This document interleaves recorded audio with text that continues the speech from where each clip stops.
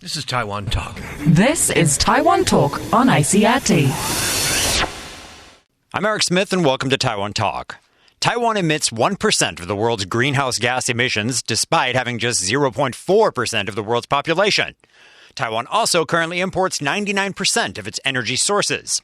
But according to the European Chamber of Commerce Taipei, or ECCT, Taiwan could be a regional leader in alternative energy and energy efficiency by the year 2030, if only we could muster the willpower. I recently had a chance to speak with the ECCT's Low Carbon Initiative Director, Raoul Kubitschek, who told me about some of the ideas put forward by European businesses and governments. We are now at 263 million tons of CO2 emitted in 2010. And if we go on as usual in 2013, it will be roughly 518 tons. So increasing significantly. Increasing, you can say more or less it doubles if we don't do anything. By 2030. By 2030, yes. So the idea is to look at different sectors, from buildings to industry to the power sector, and what could be potentially done to save energy. So one of the biggest parts where you can save energy is actually the power sector, because it emits 60% of all CO2 in Taiwan. Also in industry, if industry invests in energy efficiency, that will be very beneficial, and also in the building sector. So we try to showcase just what will happen, where can we save, and now the question is then how do we get there? Can you give me a couple of examples from Europe of successful programs that you think Taiwan could directly adopt? One has been partly adopted, that's the energy feed-in tariffs. That's actually a system from Germany where you develop renewable energy by paying people more if they install solar power plants or wind energy stations. That has been partly copied but not completely. It works that if you as a private person install a PV power plant in Germany, you get a fixed rate for every kilowatt hour you feed into the grid. So, which is very beneficial. If you look at the rates in Germany, you can have, as a private person, 8 to 10% return on investment. So this actually is a big incentive, and as you can see in Germany, we have an extremely high amount of solar power now in the system because the whole market got booming. And the idea was, it was very expensive in the beginning. How do I have an incentive so the market can grow? I have economies of scale. There's a lot of solar power plants going up, so production gets cheaper and it gets more competitive. So that worked for solar power plants on rooftops in Germany extremely well. Taiwan also has implemented a feed-in tariff system, but we have not seen that growth here. So it's very still, if you look solar, for example, there was a plan in 2010 in Taiwan to have 1 gigawatt. We are at 50 megawatt. So there is a big lag, and there needs to be something done. Also in wind energy, there's far more potential as it's used right now, not only offshore, also onshore. The incentives for the building system, Europe has a building passport. So every new building has to have a passport and to showcase how much energy it uses. Okay. That even applies to older buildings. So if you as a private person sell your house, you have to hand over the passport, and the other person will see, oh, if I buy this house, except for the buying cost, I will also spend so and so much money on oil or gas or energy. I see. So I can have a better assumption on the cost later on. That is also a very good example how to increase energy efficiency in buildings, which is very easy way, very cheap actually to do for the government and for private persons to reinvest in their buildings. That is something that Taiwan is considering and should consider, also to integrate this kind of passport system to have a more strict regulation on buildings, how much energy they consume. So to have, for example, a higher rate of insulation. To ask for this. If you build a new building, then you have a model building, it should save 30% to the model building. Don't we have to find a way for companies to be able to make a profit on these technologies? Otherwise, we will not be able to incentivize them to do it. The thing is, it needs to be, from the company's perspective, they're acting as a corporate responsible person. Anyhow, they should in their communities, but definitely also profits are important. But if you see the European Union, which has a lot of regulations, and already you have a lot of products which have a CO2 footprint on them, which you can also actually see in Taiwan. For example, there's a soft drink called Shashe. If you turn it to the back, there is a CO2 footprint, which educates the consumer that if I buy this product, how much CO2 am I using? And this is actually a demand. If you look at the big companies which are on the stock exchange, they actually have to provide a report saying where do they save energy, how much CO2 they emit. So this trickles down to the suppliers, and Taiwan is still a big supplier. So there is even if there is no inside pressure, there is an outside pressure to act this way. Also, if you have a lot of, for example, if you go for computers, there are a lot of parts which actually now have like a green certification. And if you don't offer this, consumers in the EU or even in the US won't buy it. So you're basically doing a product which two of the biggest market cannot enter.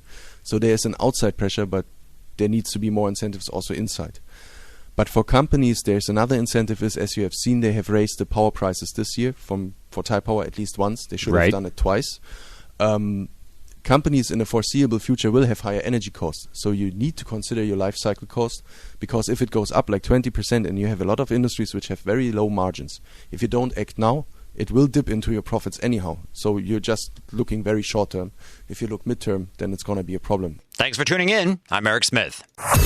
This is Taiwan Talk. This is Taiwan Talk on ICRT.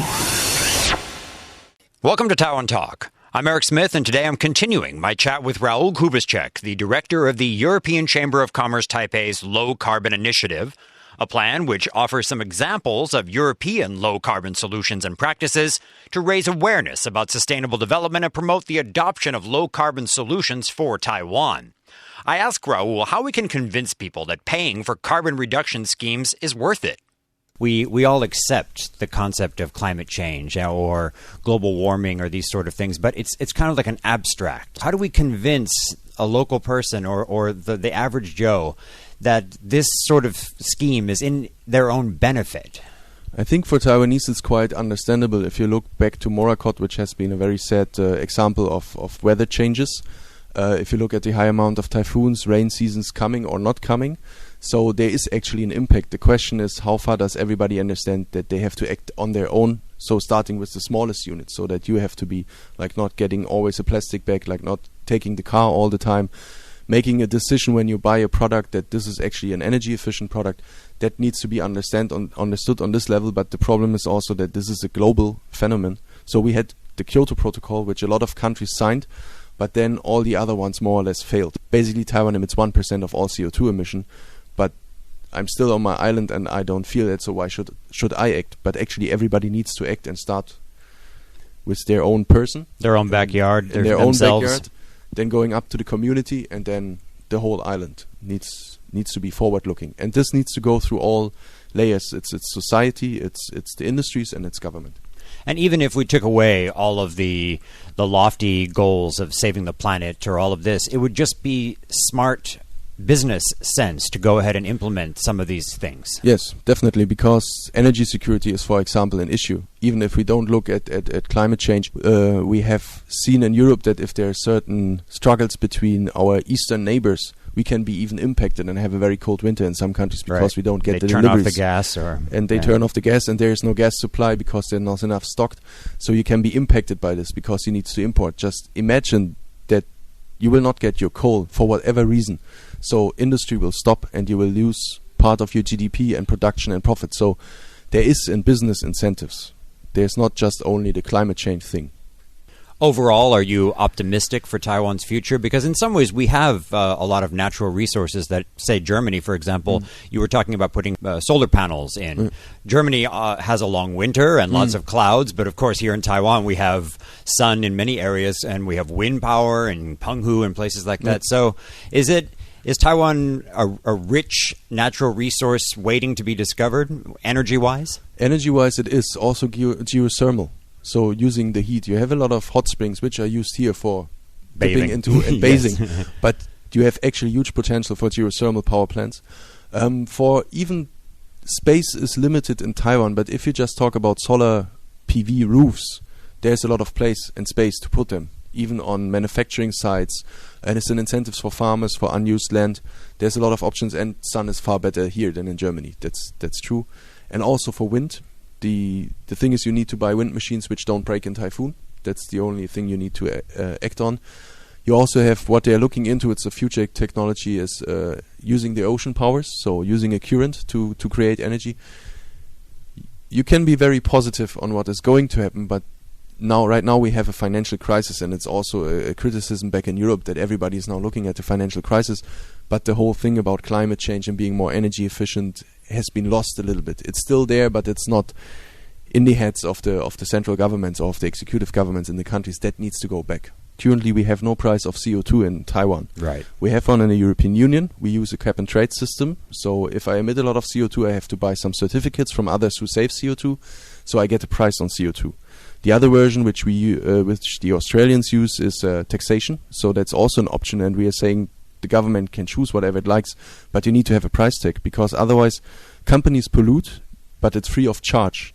So they will not pay for later on the pollution they do to the soil or to the surrounding areas, and what comes with it is high cancer rates and so on. So the companies don't pay directly, but indirectly everybody pays, because you need to have a health system which will have to spend a lot of money. What you also have in Taiwan is 99% get imported, and you don't have a market price. Actually, the government pays a lot of money for import, which basically is in the end money that is missing in education, in welfare, in R&D, because you have to spend it on importing coal to Taiwan, and you have to spend it to support Taipower, which is having a huge loss of over $3 billion US now on their balance sheet. More info on the ECCT's low carbon initiative is available on their website at www.ecct.com.tw. Thanks for tuning in to Taiwan Talk. I'm Eric Smith.